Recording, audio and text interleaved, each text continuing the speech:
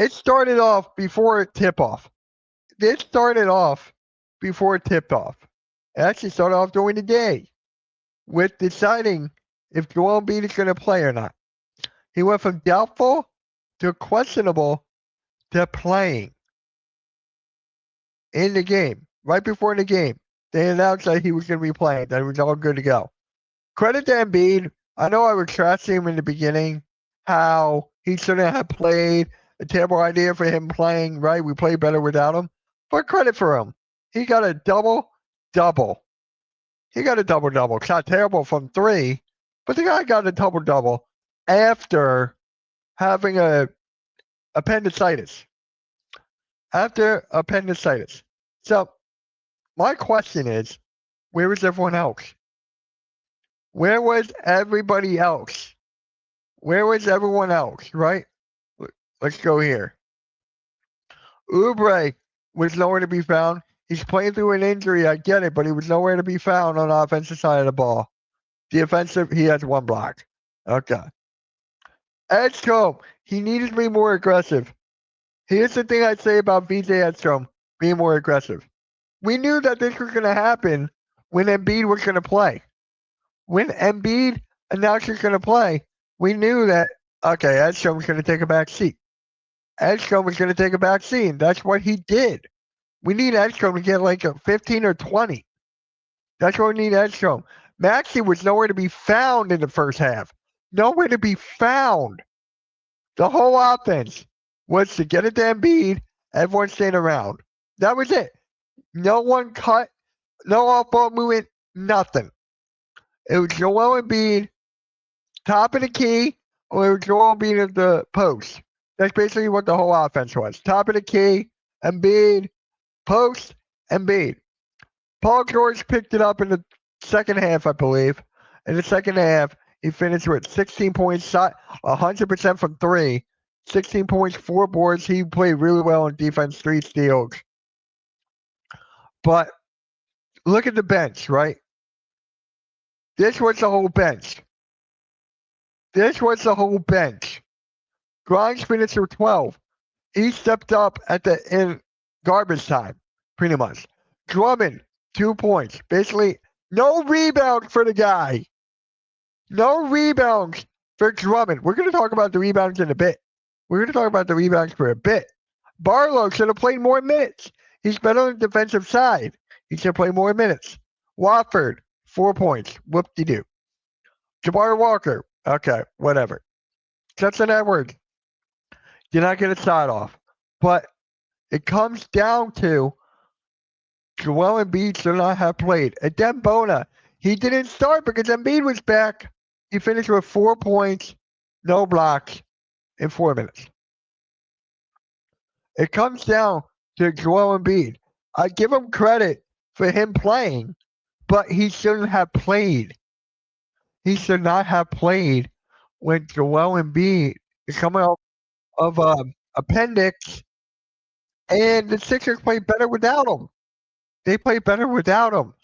But the biggest issue of them all, Payton Pritchard. He was efficient as hell. Payton Pritchard was efficient as hell. 32 points, 12 for 21 from the field, 50% from 3, 4 boards, 5 assists, and a steal. That's what Payton Pritchard was.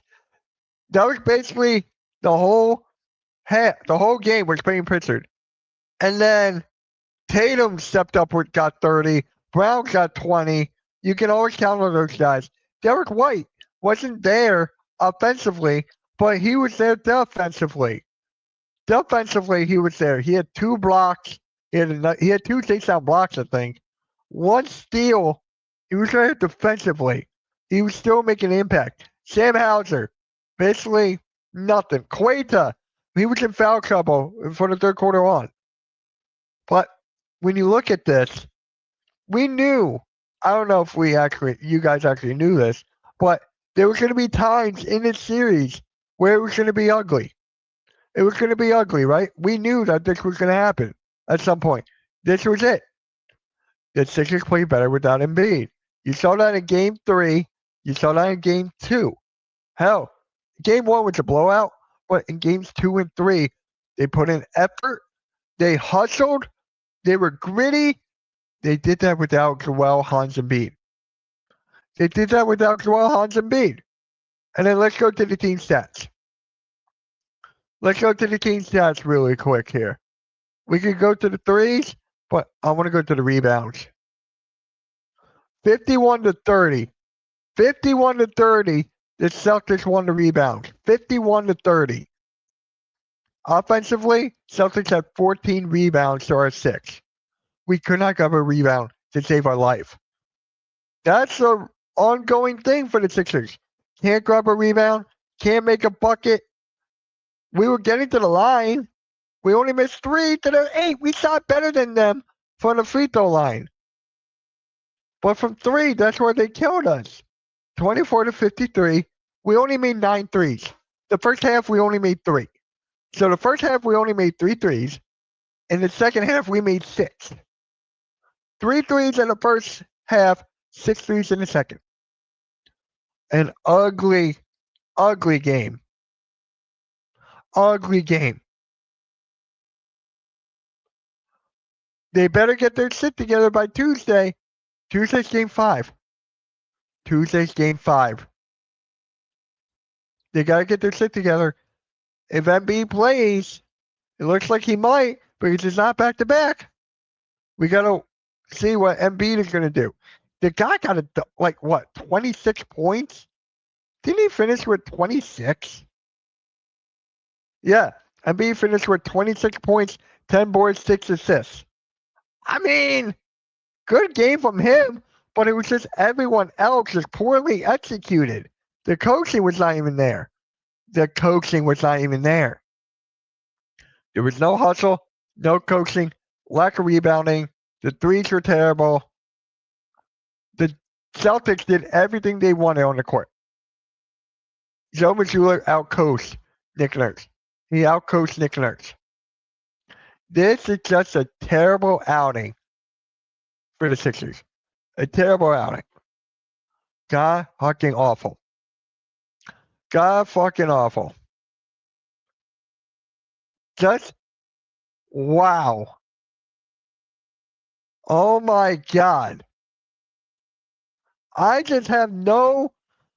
This is just plain awful. Start to finish. Better without Embiid, even though I did give him credit. Paul George at least did a little something. I'm like, this is just god awful. Fucking awful. I have nothing left to say. I got everything I wanted out. There was nothing left to say.